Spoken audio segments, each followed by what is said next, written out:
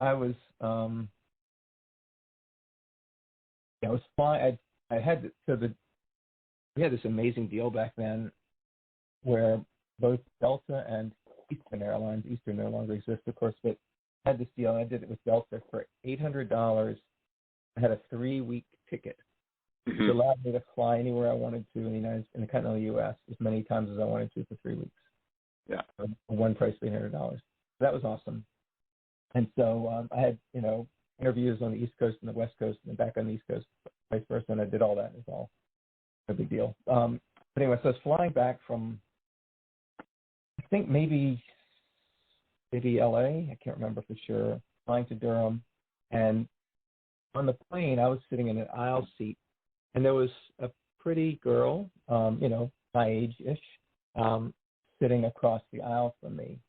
And so I was trying to strike up a conversation, and she was pleasant, but she wasn't kind of revealing much about herself. And I think she said, what are you coming to Durham for? And I said, well, I'm applying for residency or internship in surgery. And she said something like, I forget exactly how it went, but basically, yes, I guess I asked her like where she lived. She said she was in Durham. So I was like, oh, good, and somehow it came out that her father worked at Duke, and I said, oh, really? I know some of the people there. What kind of doctor is he? And he said, he's a surgeon. And I said, okay, good. And so I know some of them. So I'm applying for surgery. And so what's his name? And she said, David Sabiston.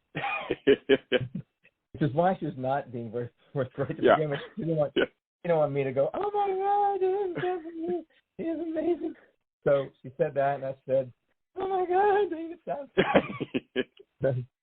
So what was Sarah Sabiston. What was Sabiston's reputation at the time when you were interviewing? I mean, obviously internationally known. Yeah, he was very well respected. He was an icon, right? Amazing, and also for being tough. And as being a medical student rotating through there, I had that same impression. Although he was always nice to students. I knew how he was challenged. He challenged people a lot. Learned more about it later, obviously. But anyway, so that was Sarah Sabiston. So I got to know her, and so we ended up dating a little bit, a couple times. And Sabiston, the Sabistons were both very nice. Her parents. It didn't go on a long time, but at one point, it must have been our first. Yeah, it would have been. I think our intern year. A bunch of us went down to New Orleans for the American Association for Thoracic Surgery. It's got a free trip somewhere, and even though we weren't presenting anything in that case, and so a bunch of us went down because Sabiston was president of the ATS that year, and he wanted a big presence, right? Sure. So a bunch of us were down there and in New Orleans, and we were, and a bunch of us, many different levels of years were there, and we had a big time. So we were, having a fun time in New Orleans at night, and then we're going to all the sessions in the day because you got to. Yeah. And so we were there. We went out, a bunch of us, to some bar where there was music. I don't remember which one. And there were a bunch of us there. 10 people or something. And I remember one was Ralph Damiano, and so somehow I invited Sarah to come, and I think she didn't come with me. I said we're going to be there if you want to come, And I told Ralph that, and he's like, "No way! You can't ask the boss's daughter to be here. We can't relax." Anyway, she showed up, and it was all fine. But it was funny, and she was, she was great. And then, the other funny thing is that I did have. All of us, I think, had a lot of fun out and about. And one night, it was a couple nights in a row, I guess it was really late. And then, we had to be there for the session starting at 8 a.m. And there was a particular session where, I shouldn't be saying this probably, but anyhow, so Sabiston was on the podium. You know, it was at the stage. He was like moderating or whatever. And it was a big old session with lots and lots of people there. So I don't remember, you know, one of the plenary sessions or something. And I was pretty exhausted. I got there, and of course the lights were dark, and we've all by then, you know, become very good at falling asleep sitting up. Yeah. So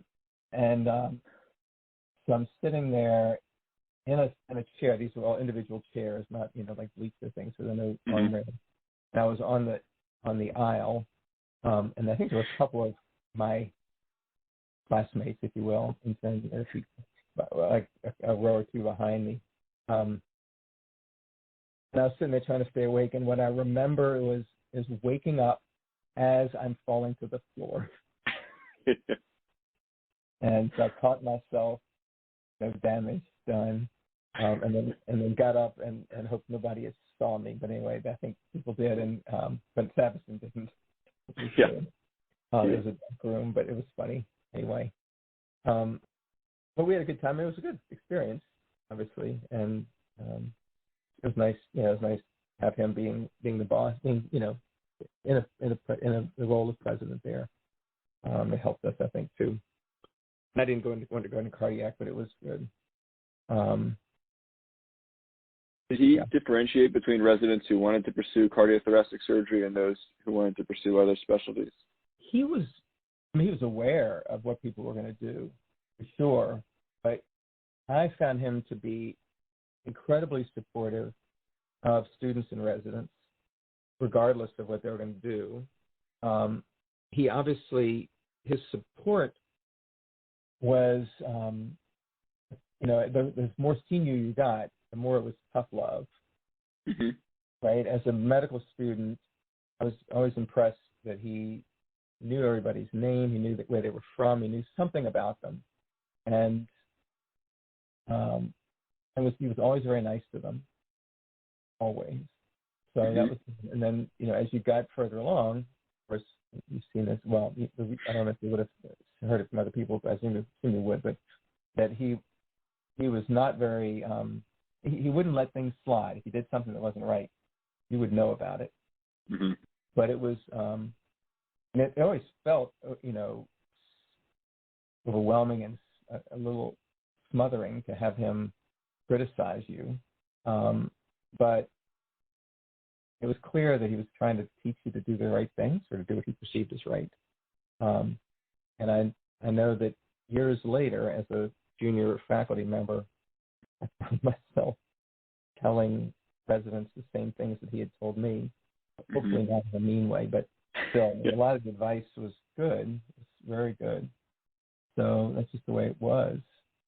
Would he criticize you directly or through the chief resident, or a combination of both? I don't think that he would publicly. Well, that's not totally true. I mean, if he was going to really be firmly critical, he would usually do that in his office, and he would ask the chief to get you to his office. That happened. So an example was, again, a sleeping experience where because again, most people figured out ways to sit as close to the wall as possible. Yeah. And in something that might be perceived as his blind spot, if possible. Obviously, the chiefs had to sit next to him on the front row in grand rounds, or, you know, the conference. A lot of people would sit in the back rows and fall asleep. Even some of the attendings would, for some reason. But one day, I was just thinking I would sit down there, you know, and be present. And I was, I don't know, third row or something, the opposite side of the aisle from where he was sitting, and in his seats, but not against the wall by any means. And apparently, I fell asleep and looked a lot like one of those Escher paintings with the clocks that are draped over everything, draped over the chairs, the seats. And it was also a day when Duke was hosting people from other places. It was like, you know, it was a surgical society meeting. So it was, I was perhaps not a good I wasn't showing the best side that Savison was. And so